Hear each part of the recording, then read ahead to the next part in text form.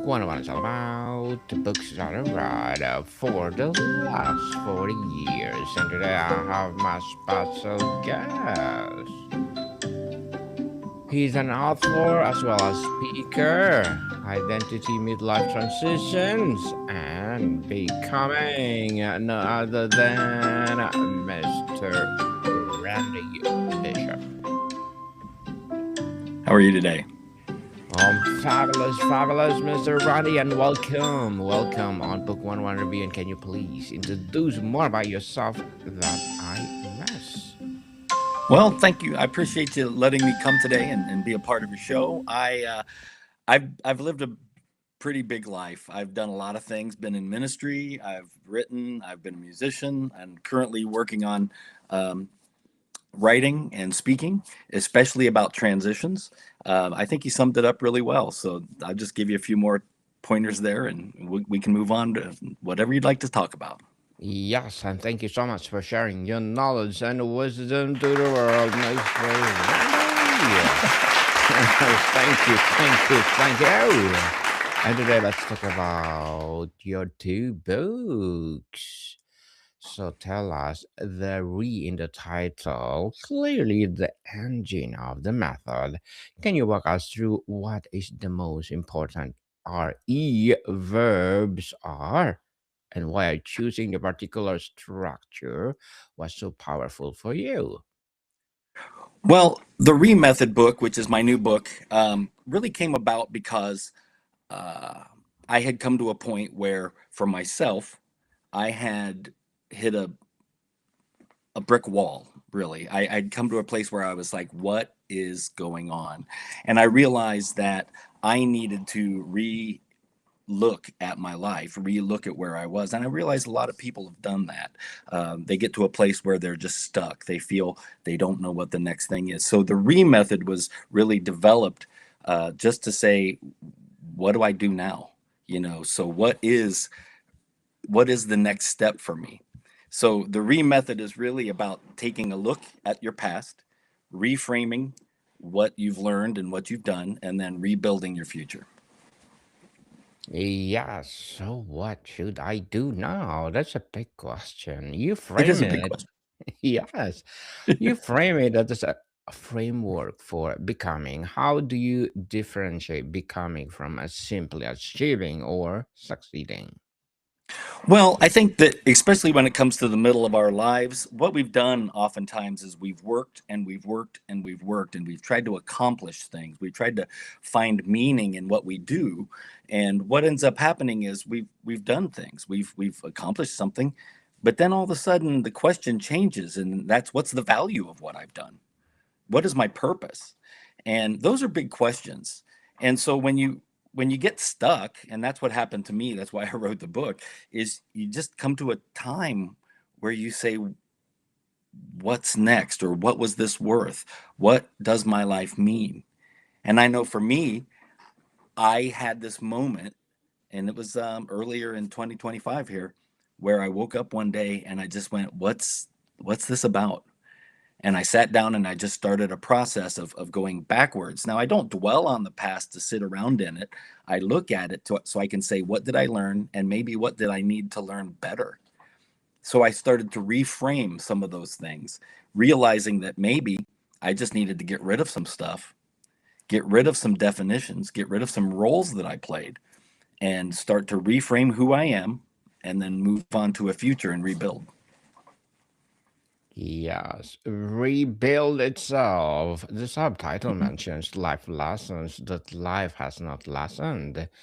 Which lesson has retained in full power for you, no matter how many times life has tested it? Well, it's an interesting title. The Life Lessons That Life Hasn't Lessened book actually came from a conversation that I had with a friend, and I actually said, "Well, let me tell you one of the life lessons that life hasn't lessened through the years." And so what I started to do was pull from all the things I've written and said over the years, and started to reflect on those. So one of those life lessons, and actually I have to credit my brother Mark. He says it all the time, and so I wrote about it in my book, and that is, communication is really difficult and it rarely happens. And I think that often, if we realized one simple life lesson, that it's hard to communicate and really say what we mean, and maybe listen to what someone else means rather than listen for a response. Um, that's one of my favorite life lessons in the book, actually, is that idea of communicating is really important, but it doesn't happen very often. Communication for sure. So on the frameworks and Yeah. practical application, Mr. Randy, for someone just starting with the RE method, the RE method, what is the very first reaction they should take? Well, I think we have to stop and ask ourselves, before we stop and say what's the first thing, what we have to ask is, what are we asking? Where are we in our process? And I think sometimes people start to ask themselves, what is our purpose? What does life mean? And I think rather than asking that, maybe we can say, what have I pretended not to know? What have I pretended that I don't want to know? What have I ignored rather than what's my purpose? So I think once you start with what's something that I need to admit, what's something that I need to look at, then we can take a look. And so the first thing that we do with the RE method really is to kind of review your past, take a look at what you've done, what you've believed, so that you can frame that through, what is it I don't admit knowing? Sometimes we've learned lessons that weren't lessons that we should have learned, and taking a look at that and saying, maybe I should have learned this rather than that. And it's just a good taking stock moment. And it doesn't take long, but we very rarely like to look into our pasts. Interesting and empowering answer, Mr. Randy. Can you give us an example of how single principle like reframe Well, or release? I'll give you one instance, and that is, sometimes what we do is we operate in life in a certain role. For some it could be, husband, father, CEO, controller of a company. Maybe I'm a bus driver, and we find our identity in a role rather than in ourselves. And so sometimes we need to go backwards and say, did I establish who I was based on something else rather than the truth of who I am? So for me, I spent many, many years in a certain role, and I did it for a certain reason. But I had to say, was that really the right reason to do that? And spend years and years of my life trying to make other people happy with what I was doing, rather being real to myself. Mr. Randy, the book is a framework, not a rigid rule book. Where is the most It, crucial place for individuals to insert their own intuition and personal values into the process? well, I think that all along the way, you're going to take stock in what you've believed, who you've been. You're going to ask yourself, what is the value of that? Like I said, in the last answer, did I do this because it was totally me, or did I do this because of other people? So I think they instill their values when they're honest with themselves. Sometimes that's the hardest part, is living honest to you rather than honest to someone else, and honest to something that they've taught you to do or taught you to be. I hope that makes sense the way I'm saying it, but the idea is, sometimes we live an entire life based on obligation. Sometimes we live an entire life based on duty. And it wasn't really duty to us or obligation to ourselves. It was to someone else or some other ideal. Mr. Randy, what is the most common mistake people make when they try to apply a self framework like this, and how does the RE method help them to avoid it? I think sometimes what they think is that there's this rule book that it works. I think sometimes the mistake they make is thinking that there's, I mean, they all like ignore instructions whenever we get something and we have to put it together. We think we can just put it together. Well, we're used to having an instruction list. We're used to having a rule book that says do X, Y, and Z, and now you'll have this perfect object that you create. Well, when it comes to reevaluating your life, when it comes to this framework of becoming who you are, there is no rule book.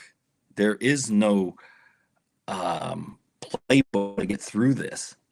It's something that you have to process, and you have to be honest. The only rule book there is honesty to yourself.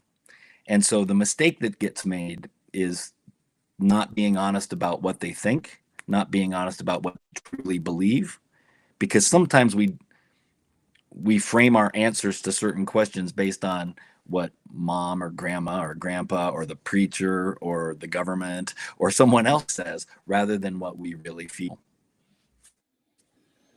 Honesty is the best policy, people. So on the personal Yes, journeys exactly. and stories, Mr. Randy. So what is the catalyst moment or a series of events that force you to codify these lessons into concrete method? Well, I woke up one morning. Honestly, it was Easter morning 2025. And I woke up very early, and I had a lot of things weighing on me. I had been through so many questions in my own life, so many things that I was questioning and concerned about. And I think it was 4:30 a.m., maybe 5 o'clock. I woke up just startled. And I said, it's got to be something different. There's got to be something more. And so I went to the kitchen and I got myself something to drink, and I sat at the table and I started to write, and I started to process what was in my head a little bit. And I realized that I had been living two lives. There were two versions of me. There was this one version where I was operating and everyone was thrilled. I operated. I served everyone else's purposes. I accomplished what everyone wanted around me. I was the right father. I was the right husband. I was the right person at work. I was the right person on the road. I was the right person, speaking to the person at the store. I was just living a life that was for everyone else, because that's how I was raised. I was raised in a church, and I was raised with this idea of self-sacrifice. And so I'd spent a lifetime of basically ignoring how I really felt about things. So I realized that there were these two versions, and that was heavy. It was really heavy to me. And so I looked at what I really felt. I looked at what I really thought, and I said, how do I differentiate now? What is the way that I move through this? Because one version of me, which I was giving almost 100% of myself to, had stolen my energy, had stolen my vision, had stolen my purpose in a lot of ways. I mean, I was living for everyone else, everything else, not a focus on myself. Now, some people would argue that maybe I did have that focus, but I think I was always trying to please someone along the way rather than simply please me or stand up for myself.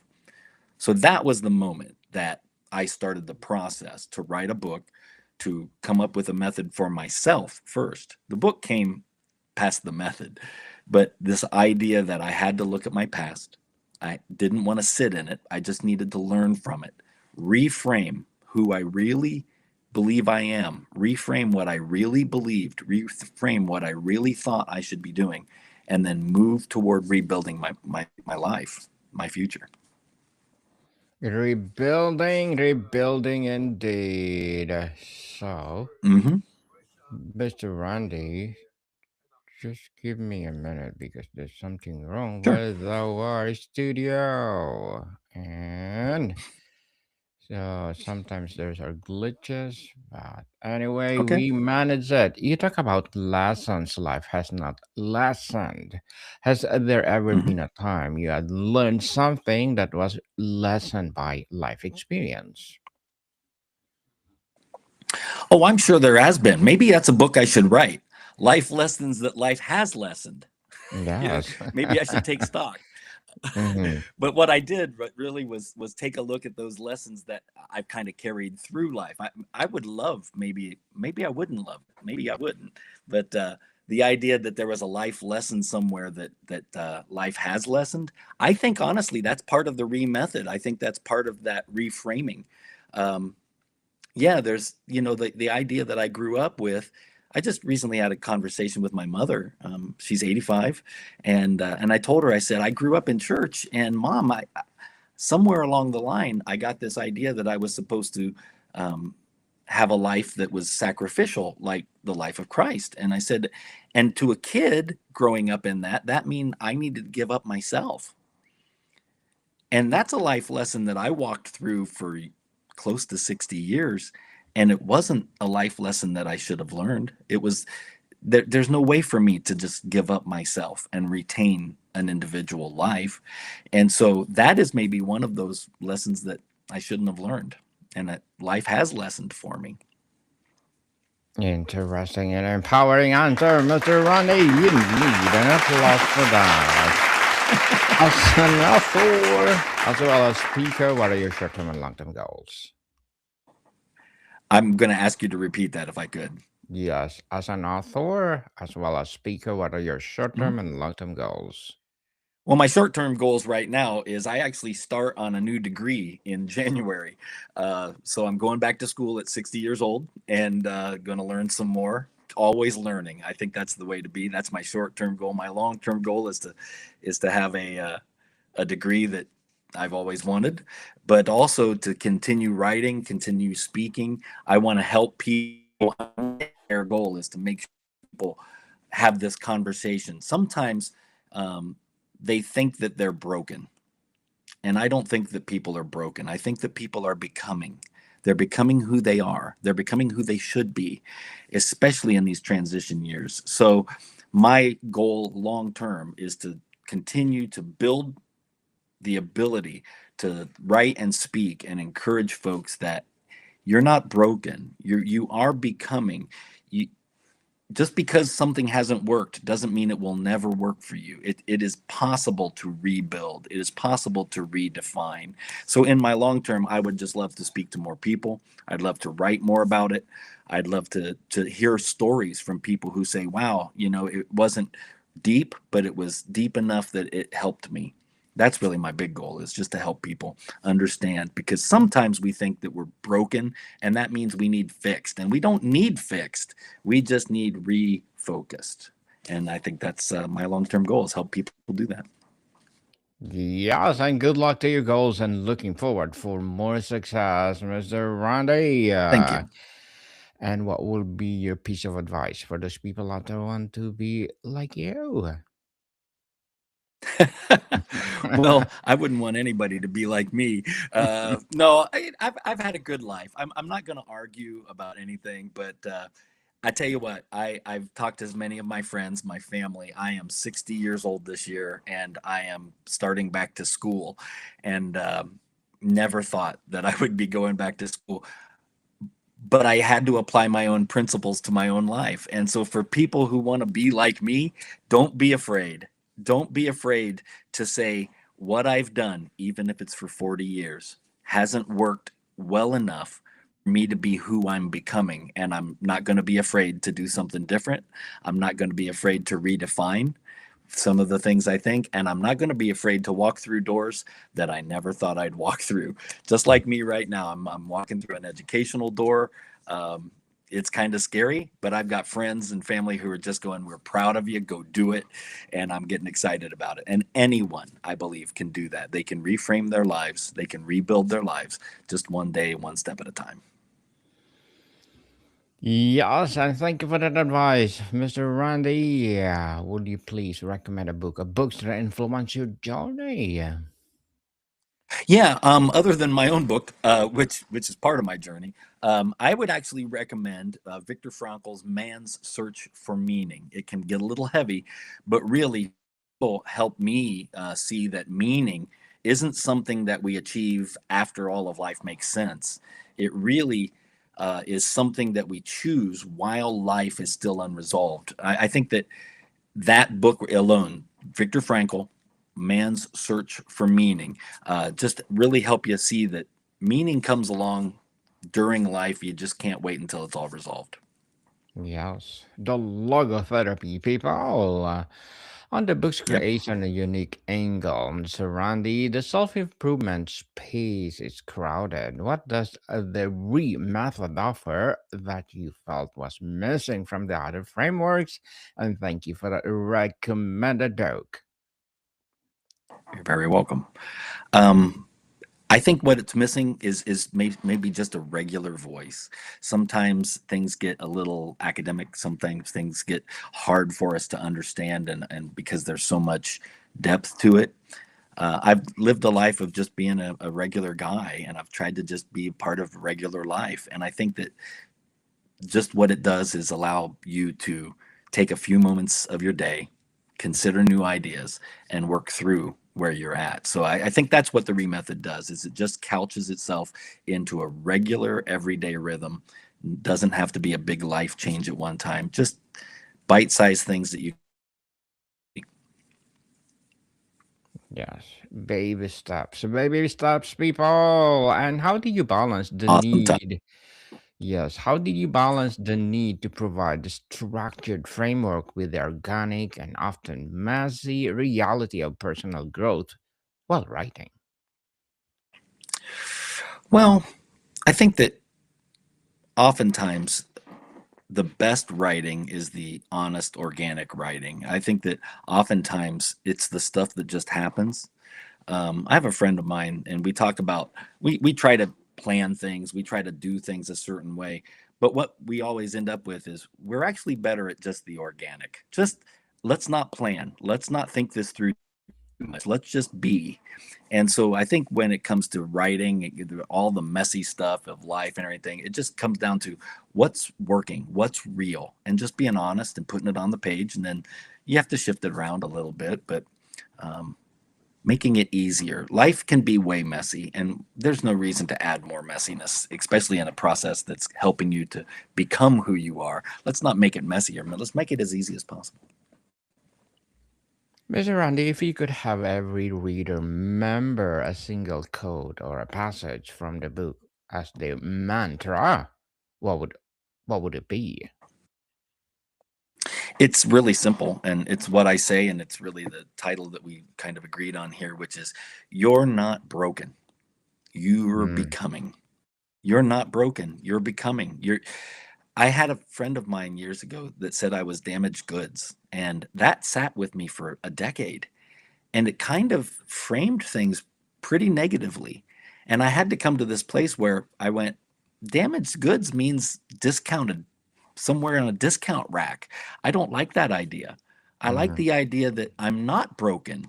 I might have scars and I might have bruises, but really I'm not broken. I'm still becoming. I still have life ahead of me.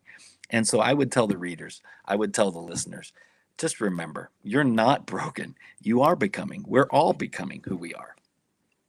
Yes, I'm not broken. I will be coming someone else to be a Exactly. good podcaster. This That's it. 2026 and beyond. Thank you for that encouragement, Mr. Randy. And before we You're wrap very up our welcome. discussion for today, I'm inviting you to please do listen to my other podcast, people, my other podcast, because my Abstract Essay is already in fifth season, Abstract Poetry in second season, and my book 101 review in fifth season too, comedy 101 in third season, and food 101 is sixth season this December, geography 101, love letters. Movie 101 review, music 101, our fourth season, science 101, and sex 101 in its second season. I'm a baby podcast, mental health 101, glow 101, Bible verses 101, motivation 101, and of course, entrepreneurship 101. Please listen to them wherever you listen your podcast. So finally, looking back on the completed books, Mr. Randy, what aspect of it, a chapter, a lesson, a framework itself makes you the most proud and why? I really think that at the end of the day, it's the entire Remethod book. It's there's not one chapter. It's just the idea that it's this simple. The process is yours. It's going to always be yours, but it's really that here's just 3 easy steps. Walk through them. Do look back, do reflect, do reframe, do rebuild. One thing at a time, and you'll do it over and over. But that's really the entire book is it's simple, it's easy. You can look in the mirror every day and you can move forward. Yes, move forward, people, and stop procrastinating. Move forward, not backward. Thank you for Exactly. that inspiring word, Mr. Randy. And again, thank you so much for sharing your knowledge and wisdom to the world. So, can you please Thank invite you our for having listeners? me. Yes, so can you please invite our listeners to support your books? Yes, all my books are only available at Amazon. So please, right there on the screen is an Amazon book page. I would love to get your support. Thank you for considering it. And I look forward to hearing great reports from what you think. Yes, people, let's support Mr. Randy Bishop because if you support him for sure, more and more empowering books like this to come. So, Mr. Randy, thank you so much for your time. Thank you very much. More to come, people. See you soon.